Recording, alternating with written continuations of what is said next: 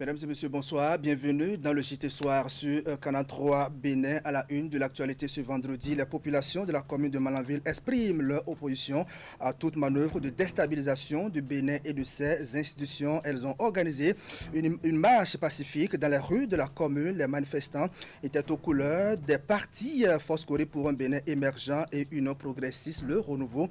Comme vous pouvez le voir sur ces images, on en parle dans un instant. On parlera également d'une autre marche de soutien au chef de l'État Patrice Talon suite à la tentative de coup d'État le dimanche 7 décembre dernier dans la 8e circonscription électorale constituée des communes de Parakou, Tcharouro, Perere et Ndali. Les populations ont marché pour condamner l'acte visant à renverser le régime actuel. Une prière a été également dite pour invoquer la protection de Dieu sur le Bénin. Image et reportage à suivre. À suivre également le point littéraire avec un nouvel ouvrage qui fait son entrée dans les rayons des bibliothèques béninoises, financé L'Afrique autrement, le pari de l'assurance. C'est le titre du livre signé Magloire Domachou. Le chef-d'œuvre a été lancé ce vendredi à Cotonou. Voilà pour le sommet. Merci d'être au rendez-vous de l'information sur Canal 3 Bénin. On va ouvrir avec cette actualité. La Cour de répression des infractions économiques et du terrorisme en images. Si la régie est avec nous, a émis ce vendredi 12 décembre 2025 deux mandats d'arrêt internationaux contre l'activiste franco-béninois Kémy Séba et contre Sabi Sira Korogone, ancien président du Parti Mouvement Populaire de Libération MPL pour apologie du terrorisme et incitation à la révolte. Dans une vidéo diffusée dans la matinée du dimanche 7 décembre 2025 sur les réseaux sociaux, Kémy Séba s'est réjoui du renversement du président Patrice Talon avant que le putsch ne soit déjoué par les forces républicaines.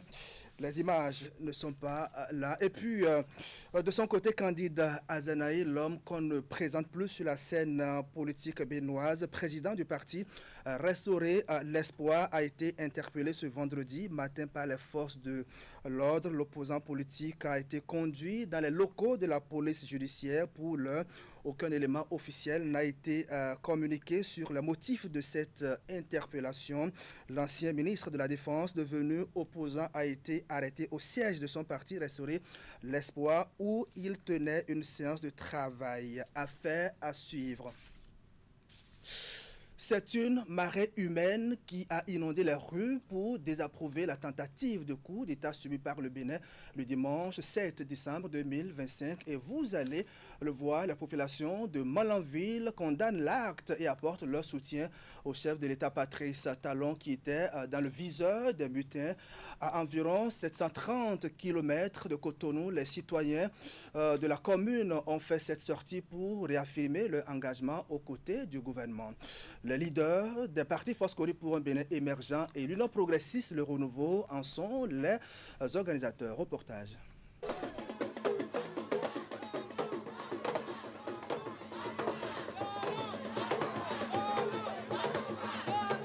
Marée humaine dans les rues de la commune de Malanville ce jeudi 11 décembre 2025 dans la matinée. Venus de tous les arrondissements, militants FCBE et UP Le Renouveau ont marché sur plusieurs kilomètres dans les différentes artères, réaffirmer leur attachement au chef de l'État Patrice Talon et aux forces de défense et de sécurité suite à la tentative de coup d'État manqué le dimanche 7 décembre 2025. Plus jamais le coup d'État au Bénin. Plus jamais le coup d'État au Bénin. Plus jamais le coup d'État au Bénin. Les militaires sont faits pour rester dans les casernes. Ici à Malanville, nous condamnons la tentative de coup d'État. Femmes, hommes, jeunes et vieux sont sortis en plus grand nombre pour exprimer de la plus vive des manières possibles leur désapprobation face à cette tentative de déstabilisation de l'ordre républicain. La marche qui a pris corps à l'entrée de la ville de Malanville va parcourir plusieurs quartiers de ville avant d'échouer à l'hôtel de ville. Nous sommes réunis aujourd'hui pour affirmer notre attachement à la paix, à la stabilité et à la démocratie dans notre pays, la République du Bénin. Le dimanche 7 décembre 2025, notre nation a fait face à une tentative de coup d'État militaire.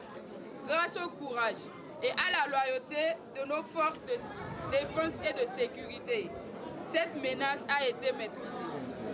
La commune de Malanville tient à féliciter ces militaires qui ont défendu la République avec honneur et patriotisme. En marchant aujourd'hui, nous disons clairement non au coup d'État, non à la violence politique, oui à la paix, à la démocratie et à l'état de droit. Nous réaffirmons notre soutien aux institutions de la République et à la stabilité de notre pays.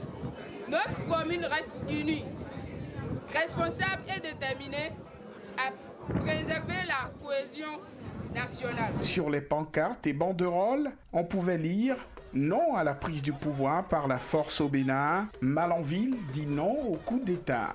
En l'absence du maire en déplacement, c'est le premier adjoint au maire qui a reçu le message des marcheurs. Dans ses propos, Moussa Seydou a exprimé son indignation face au comportement des putschistes.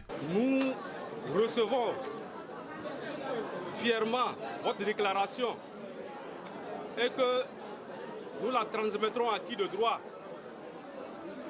Au nom du conseil communal, en votre nom, population de Malanville, nous réitérons plutôt notre ferme engagement, notre soutien indéfectible au président de la République, Patrice Athanase Guillaume Talon, aux forces de défense et de sécurité qui ont su vaillamment jouer leur rôle et aux institutions républicaines.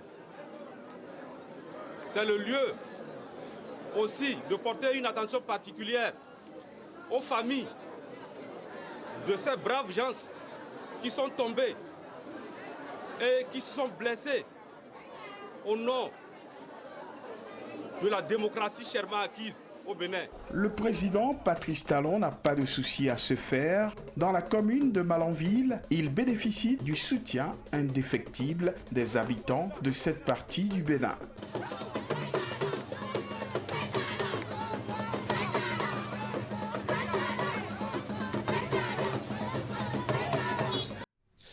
Du soutien indéfectible également pour le chef de l'État Patrice Talon. Cette fois-ci, nous sommes dans la 8e circonscription électorale constituée des communes de Parakou, Tchaourou, Perele et Ndali. Les populations ne sont pas restées silencieuses au lendemain de cette tentative de déstabilisation du Bénin et de ses institutions.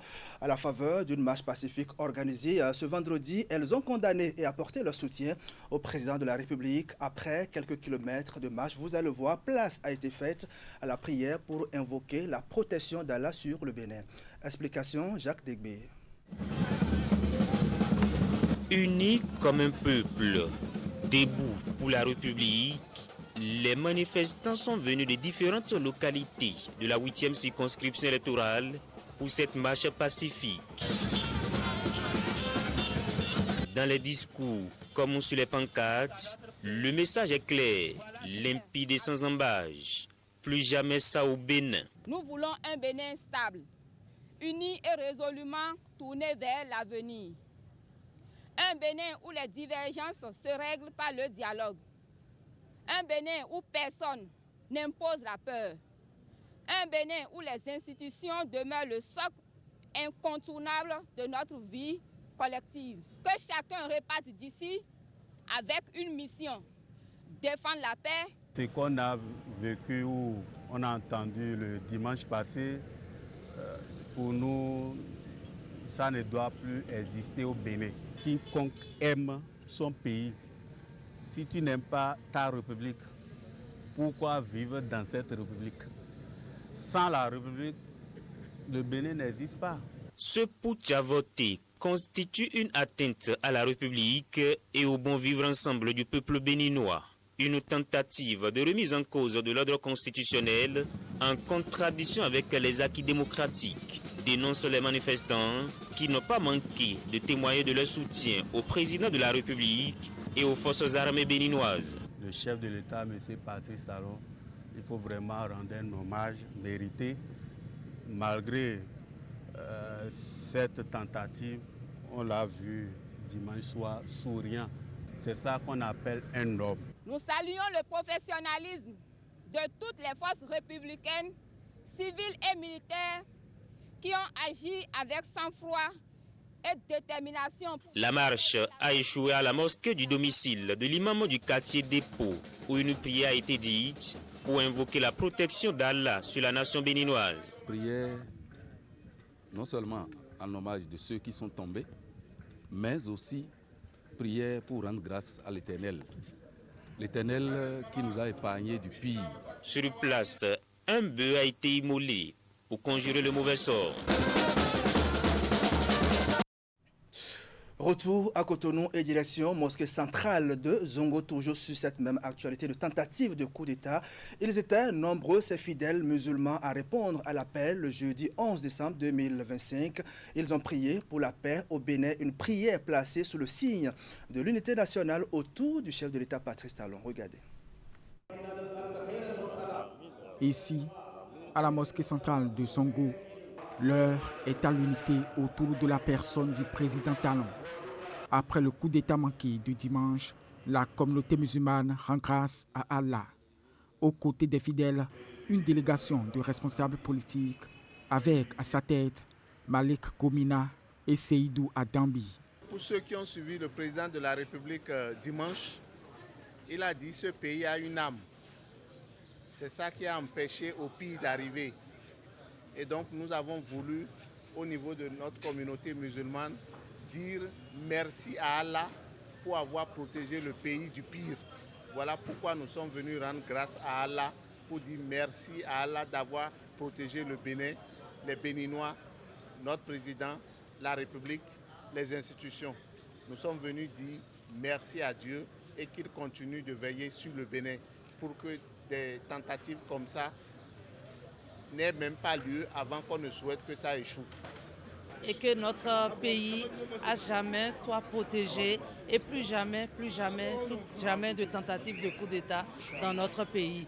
Que Dieu protège le chef de l'État, son Excellence le président Patrice Talon, qui continue de lui donner sa sérénité afin de bien gouverner le pays, notre Bénin. Et grâce à Allah, grâce au Seigneur, il a pu protéger le Bénin.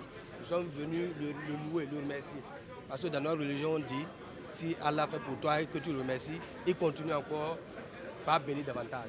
C'est la raison de notre rencontre ici avec des responsables religieux pour prier le Seigneur pour notre pays, pour le président, pour nos institutions et pour toute la nation béninoise qui continue par nous protéger et que le développement qu'on a amorcé, qui assiste le gouvernement et le chef de l'État dans la dynamique, que la dynamique continue. Je vous remercie, qu'Allah exauce nos prières. Cette démarche symbolique de la communauté musulmane traduit la volonté de rassembler les fils et filles d'une nation qui a une fois encore prouvé au monde sa maturité en tant que pays démocratique. C'est aussi l'occasion d'exhorter l'ensemble du peuple béninois et de la communauté musulmane en particulier à continuer à prier pour que règne la paix. Je profite de vos micros pour lancer juste un appel au peuple béninois pour dire prions pour la nation. Prions pour le numéro 1 des Béninois, prions pour les institutions de la République, prions pour tous les Béninoises et Béninois que nous sommes, pour qu'il n'y ait que la paix. La paix et la paix, on dira toujours ça, la paix pour le Bénin. À travers ce qui s'est passé le 7, on a compris réellement que Dieu aime notre pays. Donc pour nous, nous n'avons rien d'autre à faire. Dieu n'attend rien de nous que la prière. C'est pourquoi on s'est réunis ici pour prier encore notre Dieu afin qu'il protège davantage notre pays, qu'il protège ses institutions, qu'il protège le numéro 1 du pays, le chef de l'État, ainsi que sa famille, afin que tout se passe dans la paix et dans la quiétude dans notre pays. Nous ne souhaitons plus jamais revivre pareille situation, parce que pour nous, c'est une histoire qu'on nous a contée par rapport à 1977. Voilà encore un 7 décembre qui entre dans l'histoire du Bénin. Que Dieu nous en épargne encore, que Dieu nous en épargne, que Dieu nous en épargne, afin que la paix et rien que la paix règne dans notre pays. Cette attaque du 7 décembre 2025 est intervenue dans un contexte où le Bénin se prépare pour les élections générales de 2026.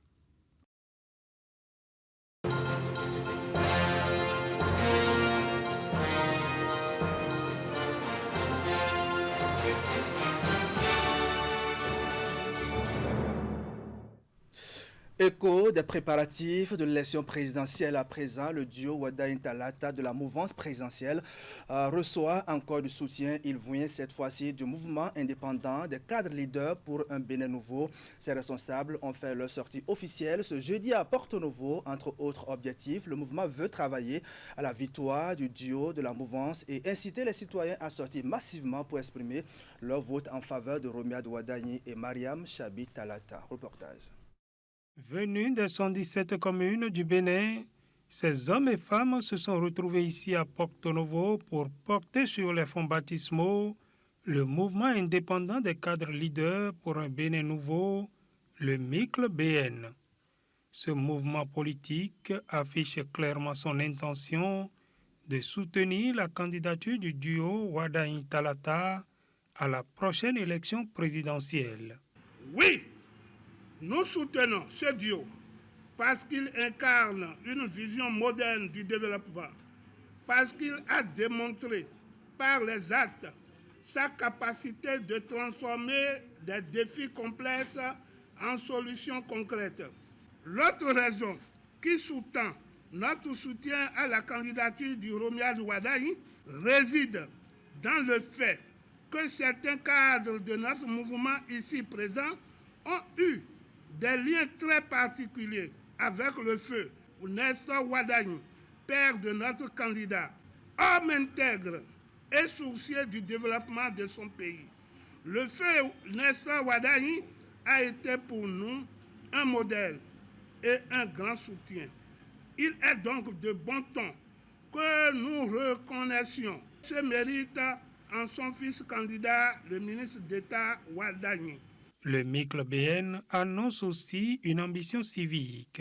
Le mouvement veut mobiliser les citoyens et les inciter à se rendre massivement aux urnes afin d'accomplir en temps opportun leur devoir républicain.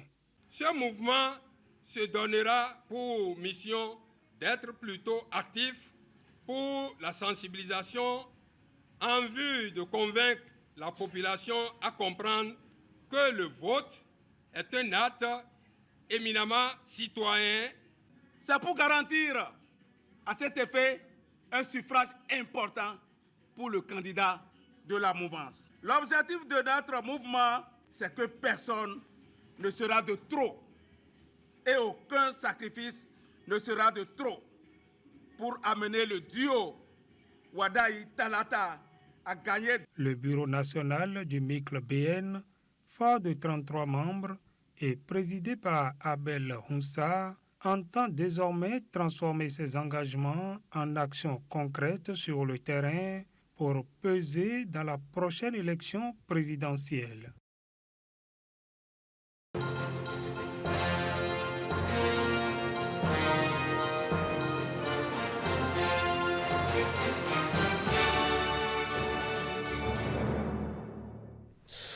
Autre volet de l'actualité dans cette édition, le Fonds africain de garantie et de coopération économique ouvre ses portes à une délégation du Parlement africain de l'Union africaine. Il s'agit des membres du comité des affaires monétaires et financières. Plus qu'une visite, la rencontre qui s'est déroulée mercredi dernier a pour objectif de discuter de sujets d'intérêt commun pour le continent. Elle s'inscrit également dans le cadre du futur partenariat stratégique et gagnant-gagnant entre le Parlement africain et le FAGAS. Les précisions sont avec Wouliat Sanoussi.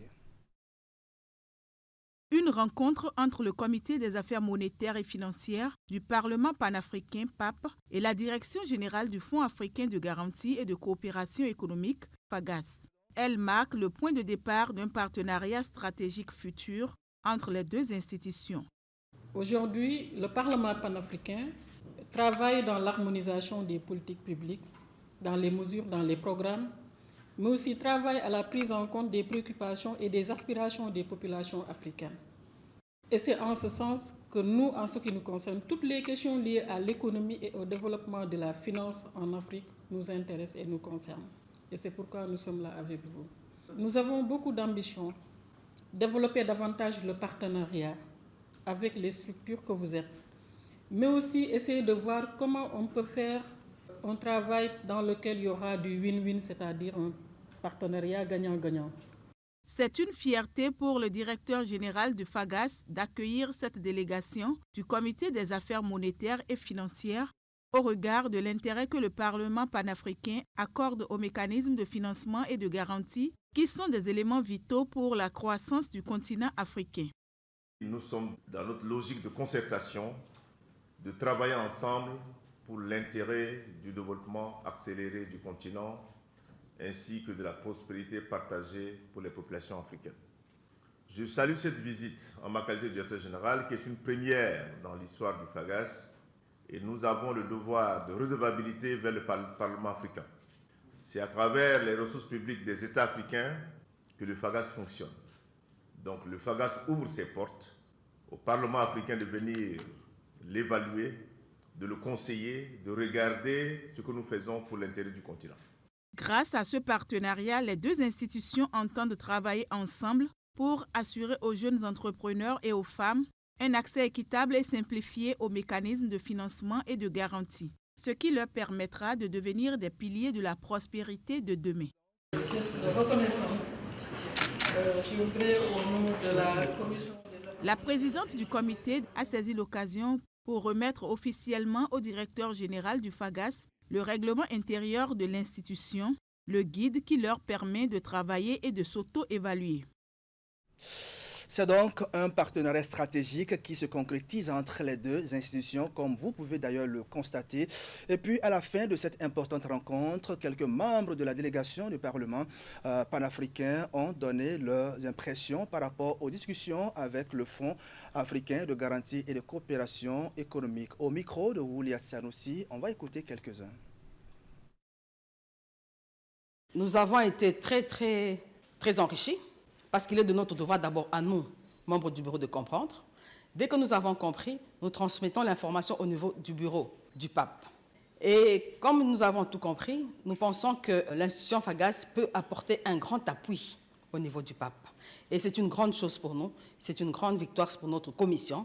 Et en attendant, nous espérons que bientôt, ça ne va pas être très long, nous allons signer un protocole d'accord pour que le FAGAS puisse être parmi les partenaires du pape. Le premier objectif visé, c'est d'abord d'établir un partenariat institutionnel entre le Parlement panafricain à travers la Commission des affaires monétaires et financières et le Fonds africain de garantie et de coopération économique. Le deuxième, l'objectif, c'est de pouvoir arriver à faire en sorte que les petites et moyennes entreprises et petites et moyennes industries soient mieux soutenues.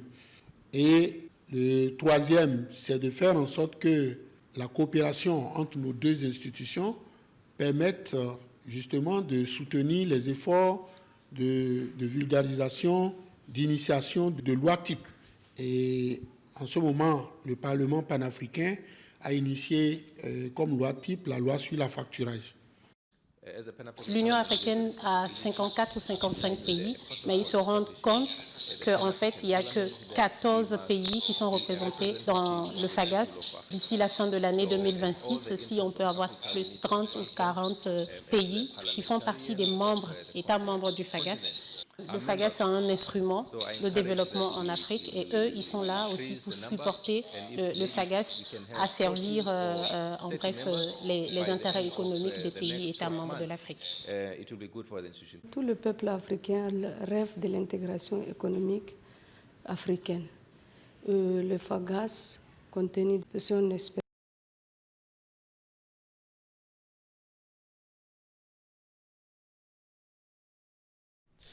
Voilà quelques soucis avec cet élément sur lequel nous allons sans doute revenir dans nos prochaines éditions. C'est la satisfaction donc, des participants à cette rencontre entre le FAGAS et ses partenaires. Toujours dans l'actualité, après plusieurs semaines de formation en teinture, les apprenants ont reçu les attestations de fin de formation. C'est au cours d'une cérémonie de remise de diplômes que les récipiendaires ont été lancés sur le marché du travail. Vous allez le voir, l'initiative de cette formation émane de El Hadj Rachidi Moumouni Raimi, PDG de l'établissement Zama et Décoration, dont l'engagement en faveur des jeunes n'est plus à démontrer.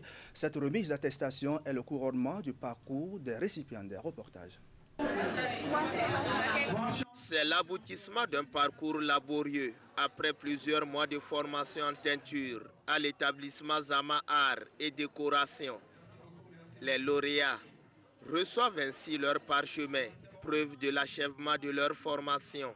Cette formation vécue aux côtés d'un groupe de participants motivés nous a permis d'acquérir un véritable savoir-faire. Recevoir nos attestations ce samedi représente pour nous l'aboutissement de plusieurs jours d'efforts, d'apprentissage et de collaboration. L'établissement Zama Art et Décoration est fidèle à sa mission d'offrir des formations techniques et pratiques aux personnes désireuses de se spécialiser dans les arts décoratifs.